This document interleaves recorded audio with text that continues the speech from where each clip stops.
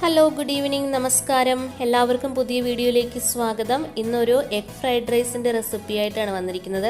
വളരെ എളുപ്പത്തിൽ നമുക്ക് റൈസ് വേവിച്ച് വെച്ചിട്ടുണ്ടെങ്കിൽ വെറും 10 മിനിറ്റ് പോലും വേണ്ട, അത്ര എളുപ്പത്തിൽ തയ്യാറാക്കാൻ പറ്റുന്ന ഒരു അടിപൊളി റെസിപ്പിയാണ്. എല്ലാവർക്കും തീർച്ചയായിട്ടും ഇഷ്ടപ്പെടും. അപ്പോൾ നമുക്ക് റെസ്റ്റോറൻറ്റിലൊക്കെ പോയി ഫ്രൈഡ് റൈസ് ഒക്കെ കഴിക്കാൻ ഒരുപാട് ഇഷ്ടമല്ലേ? അപ്പോൾ അതിനൊരു പ്രത്യേക ഫ്ലേവറാണ് അല്ലേ? അതേ ഫ്ലേവറിൽ തന്നെ നമുക്ക് വീട്ടിൽ ഈസി ആയിട്ട് ചെയ്തെടുക്കാൻ പറ്റും. അതെങ്ങനെയാണ് ചെയ്യുന്നതെന്ന് നോക്കിയിട്ട് വരാം. അതിന് വേണ്ടിയിട്ട് ഫസ്റ്റായിട്ട് ചെയ്യേണ്ടത് നമ്മൾ കുക്ക് ചെയ്ത് വെക്കുക എന്നുള്ളതാണ്. ബസ്മതി റൈസാണ്, അത് ഞാൻ ഉപ്പ് ചേർത്തിട്ട് വേറെ ഒന്നുമില്ല, കുറച്ച് ഉപ്പും അതേപോലെ കുറച്ച് നെയ്യും കൂടെ ചേർത്തിട്ട് ഇങ്ങനെ വിട്ട് കിടക്കാൻ വേണ്ടിയിട്ടാണ് നെയ്യ് ചേർത്തത്. അതും കൂടെ ചേർത്തിട്ടൊന്ന് കുക്ക് ചെയ്ത് വെച്ചിട്ടുണ്ട്. ഞാൻ രാവിലെ തന്നെ കുക്ക് ചെയ്തതാണ്. എന്നിട്ട് ഞാൻ ചൂട് പോകാൻ വേണ്ടിയിട്ട് വെച്ചിരിക്കുകയാണ്. നിങ്ങൾക്ക് ഫ്രിഡ്ജിൽ വേണമെങ്കിൽ അങ്ങനെ ചെയ്യാം കേട്ടോ. ഇനി നമുക്കൊരു കടായി എടുത്തിട്ട് അതിലേക്ക് 2 ടേബിൾ സ്പൂൺ സൺഫ്ലവർ ഓയിലാണ് ഒഴിച്ചു കൊടുക്കുന്നത്. നമുക്ക് മുട്ട ഒന്ന് ഫ്രൈ ചെയ്തെടുക്കാൻ വേണ്ടിയിട്ടാണ്, ഒന്ന് സ്ക്രാമ്പിൾ ചെയ്തെടുക്കണം മുട്ട. അപ്പോൾ 3 മുട്ടയാണ് ഞാൻ ഉപയോഗിച്ചിരിക്കുന്നത്. അപ്പോൾ ഇത് കൂടുതൽ റൈസ് ഉണ്ട്, പക്ഷേ എങ്കിലും ഞാൻ 1 ഗ്ലാസ് റൈസിൻ്റെ വെന്ത് കഴിയുമ്പോൾ എന്തോരം ചോറുണ്ടാവും അതിൻ്റെ അളവാണ് കേട്ടോ കാണിക്കുന്നത്. അതായത് ഒരു 250 ഗ്രാം റൈസ്.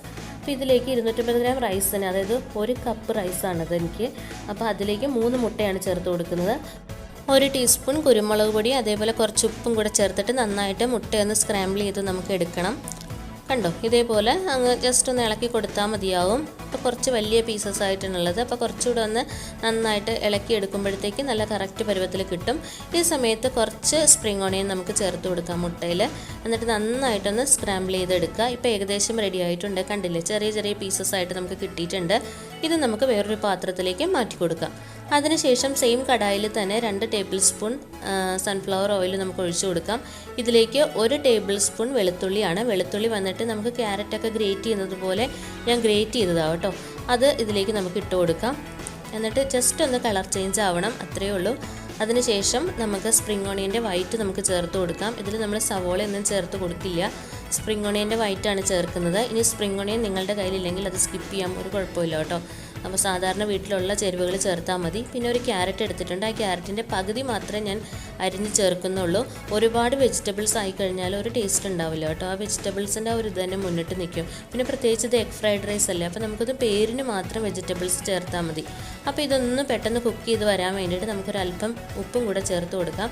ഒരുപാട് അങ്ങ് ഓവർ കുക്ക് ആവരുത്, നമ്മുടെ വെജിറ്റബിൾസിൻ്റെ കളറൊക്കെ നഷ്ടപ്പെടും. ഇനി ഞാൻ ചേർത്ത് കൊടുക്കുന്നത് ഒരു ക്യാപ്സിക്കത്തിൻ്റെ പകുതിയാണ്. അതും ഞാൻ ചെറുതായിട്ട് അരിഞ്ഞ് ചേർത്ത് കൊടുക്കുന്നുണ്ട്. നിങ്ങൾക്ക് ബീൻസ് വേണമെങ്കിൽ ബീൻസ് ചേർത്ത് കൊടുക്കാം. എൻ്റെ അടുത്ത് ക്യാപ്സിക്കം ഉണ്ടായിരുന്നു, അതുകൊണ്ടാണ് ഞാൻ അത് ചേർത്തത്.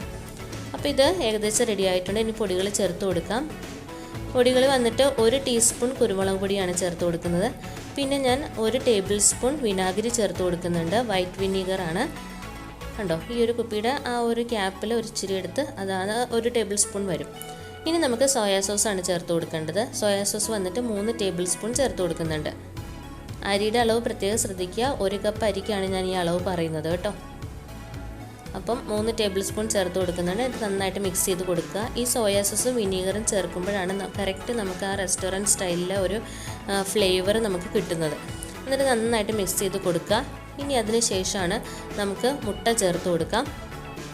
കണ്ടോ, മുട്ടയും കൂടെ ചേർത്തിട്ട് നന്നായിട്ട് മിക്സ് ചെയ്ത് കൊടുക്കുക.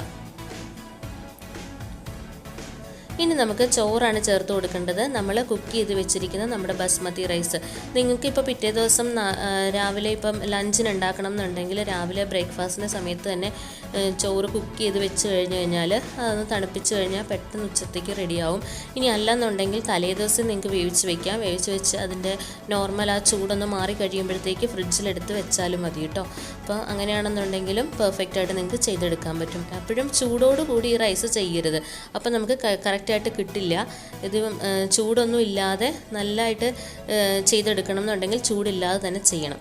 അപ്പോൾ ഇത് നമ്മുടെ റൈസ് ഇവിടെ റെഡി ആയിട്ടുണ്ട്. ഇനി അവസാനമായിട്ട് നമ്മുടെ സ്പ്രിംഗ് ഓണിയൻ ഒന്ന് സ്പ്രിങ്കിൾ ചെയ്ത് കൊടുക്കണം.